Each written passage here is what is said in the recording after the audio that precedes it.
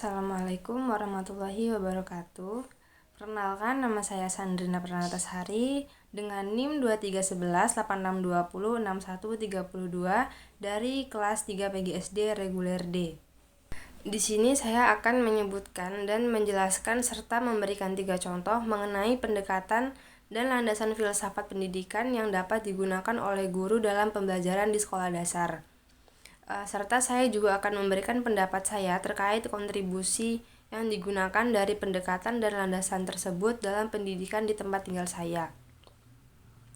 Dalam konteks pendidikan dasar, pendekatan dan landasan filsafat pendidikan ini sangat penting untuk membentuk cara guru dalam mengajar dan mendidik siswa.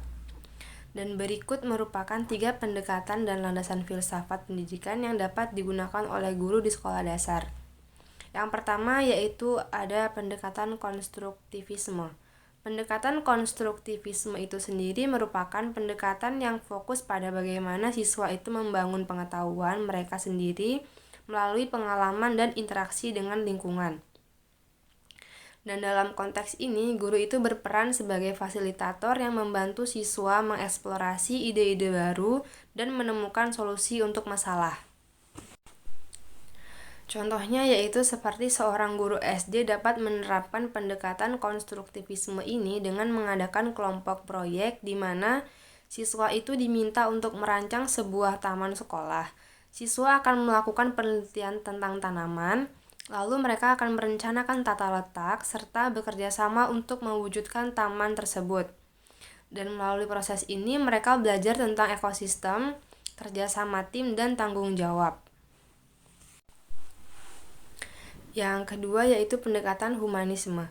Pendekatan humanisme pentingnya pengembangan individu secara holistik termasuk aspek emosional, sosial, dan intelektual. Dalam pendekatan ini, pendidikan itu dipandang sebagai proses yang membantu siswa untuk mencapai potensi penuh mereka sebagai individu. Contohnya itu di kelas seni rupa. Seorang guru dapat menggunakan pendekatan humanisme dengan memberikan kebebasan kepada siswa untuk mengekspresikan diri melalui berbagai media seni. Dan guru juga dapat mendorong siswa untuk berbagi cerita pribadi mereka melalui karya seni yang mereka buat, sehingga menciptakan ruang aman bagi ekspresi diri dan pengembangan rasa percaya diri. Lalu yang ketiga ada pendekatan behaviorisme. Behaviorisme ini merupakan pendekatan yang fokus pada pengamatan perilaku siswa sebagai hasil dari stimulus tertentu dalam lingkungan belajar. Dan dalam hal ini, guru menggunakan penguatan positif atau negatif untuk memotivasi siswa dalam proses belajar. Contohnya itu seperti seorang guru matematika di SD dapat menerapkan prinsip behaviorisme dengan memberikan penghargaan kepada siswa yang berhasil menyelesaikan tugas dengan baik atau menunjukkan kemajuan dalam pemahaman konsep matematika. Misalnya setiap kali seorang siswa itu menyelesaikan soal dengan benar, mereka mendapatkan stiker atau poin yang bisa ditukarkan dengan hadiah kecil di akhir bulan. Selanjutnya saya akan menjelaskan tentang pendapat saya terkait kontribusi yang digunakan dari pendekatan dan landasan tersebut dalam pendidikan di tempat tinggal saya. Di tempat saya tinggal, penerapan ketiga pendekatan tersebut telah memberikan kontribusi signifikan terhadap kualitas pendidikan di sekolah-sekolah dasar.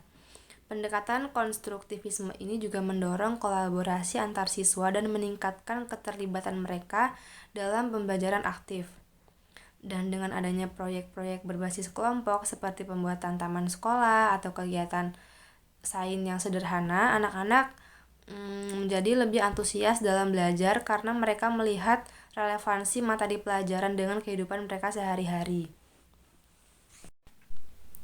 Sementara itu, pendekatan humanisme ini juga membantu menciptakan lingkungan belajar yang inklusif dan mendukung perkembangan emosional anak-anak dengan memberi ruang bagi ekspresi diri melalui seni atau diskusi terbuka tentang perasaan mereka. Dan anak-anak juga merasa lebih dihargai dan termotivasi untuk belajar. Yang terakhir yaitu penerapan prinsip behaviorisme ini juga terbukti efektif dalam meningkatkan motivasi belajar anak-anak di sekolah dasar. Penggunaan sistem awarded ini juga membuat anak-anak lebih bersemangat dalam menyelesaikan tugas-tugas akademis mereka karena mereka itu merasa dihargai atas usaha-usaha mereka. Jadi secara keseluruhan itu, kombinasi dari pendekatan ketiga ini tidak hanya memperkaya pengalaman belajar mereka juga, tetapi juga membantu membentuk karakter positif mereka.